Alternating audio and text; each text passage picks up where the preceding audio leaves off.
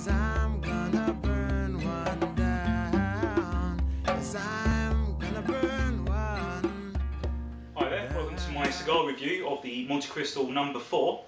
Here we have the cigar here. As you can see, at the moment it's in a Petit Turbo case, but that's only because it's exactly the same cigar as the Petit Turbo. The only difference is the No. 4 is sold in a box with no actual packaging around the cigar, and the Petit Turbo is sold in a tube like that. But there is literally no difference whatsoever between the cigars. It's the same cigar. Some people prefer to buy the Petit Turbo just because it comes in a tube and it's more rounded, hasn't been squared off to go in a box.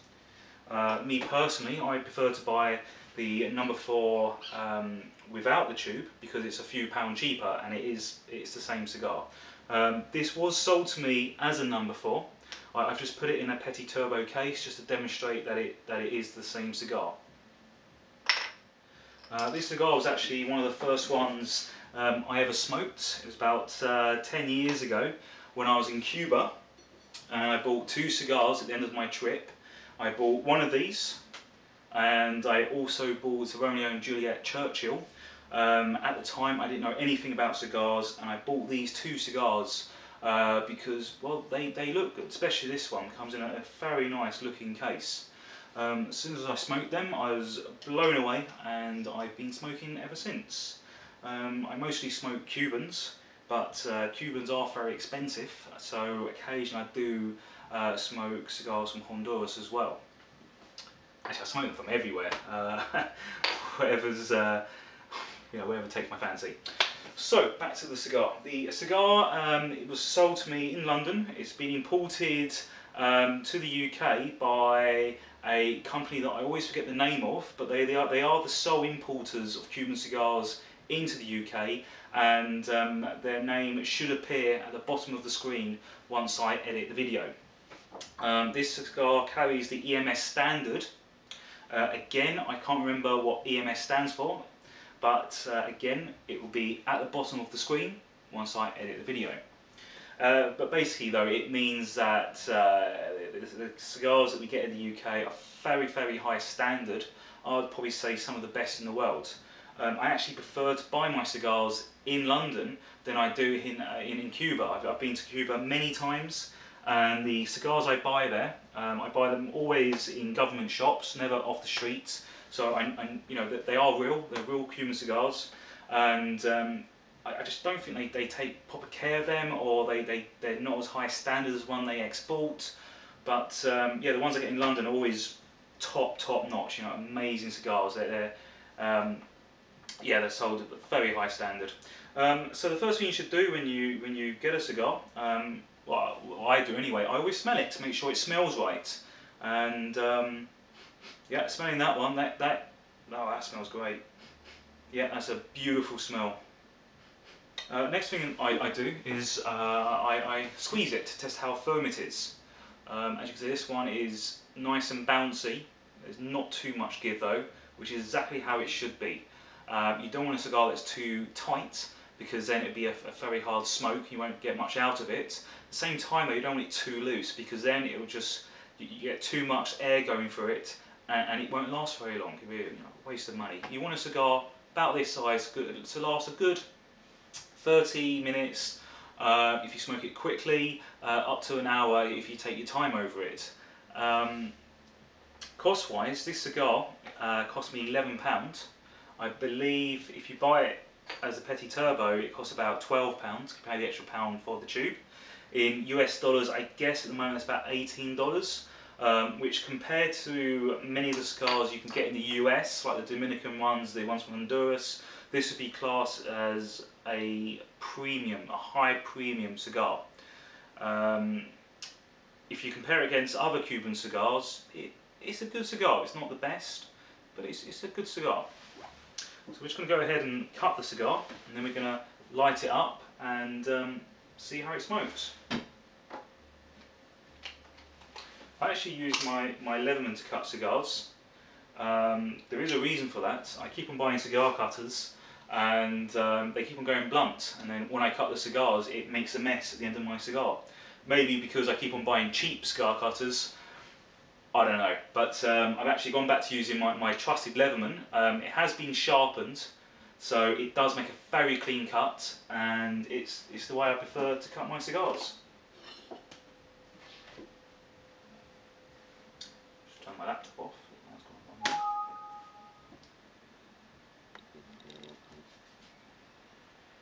So when you cut a cigar, you just want to take the cap off it. You don't want to actually cut too much into the cigar. I personally like to have a very small hole there. I think it helps with the draw. And before you light it, just put it in your mouth and taste it, unlit. Just see, does it taste right? Yes, it does. Good. It kind of tastes like, I'd say, dark chocolate, like black chocolate.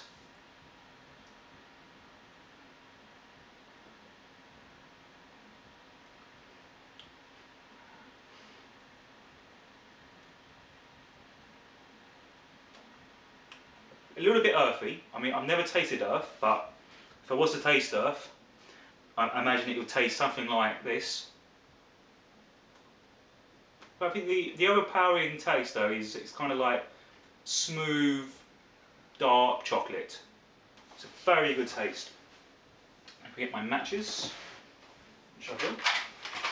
again, I actually prefer to light my cigars using a lighter, a torch light, but again they keep on breaking on me, so I've gone back to using matches, because matches are dirt cheap and they never break. Well, they sometimes do, but you just throw it away and get another one. Okay, so let's go ahead and light the cigar.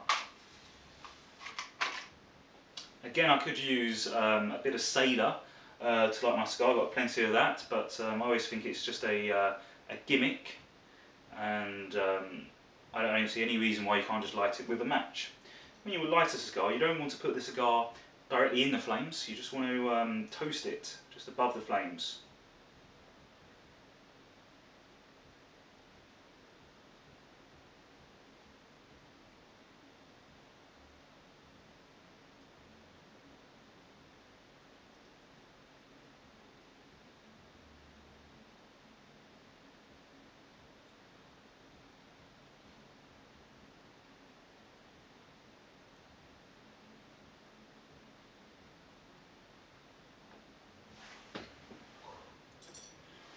That's lit. And the first few pulls,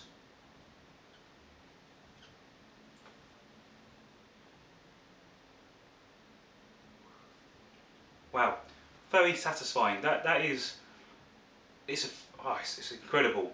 I would say that for those who haven't smoked a Cuban before, maybe live in the US and just used to smoking like Dominicans or ones from Nicaragua or Honduras, I would say there is a large gap between the standard and also the taste. And cigars in general, Cuban cigars really are the best. It's not a myth, it's not a gimmick.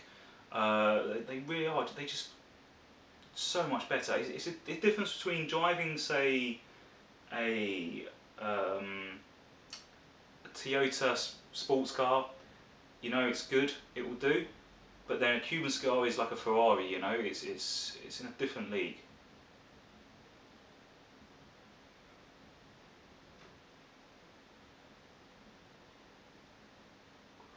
So the draw is perfect, no problems there.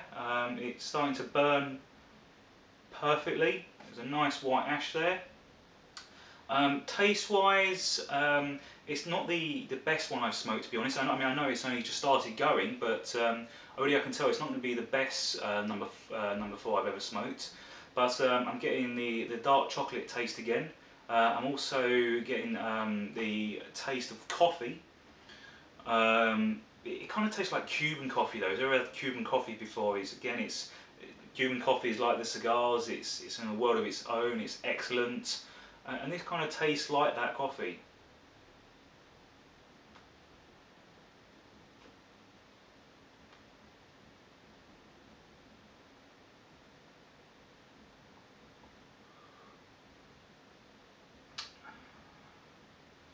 Yeah, it's very creamy, it's very smooth, it's not harsh at all. My throat does not feel threatened by this at all.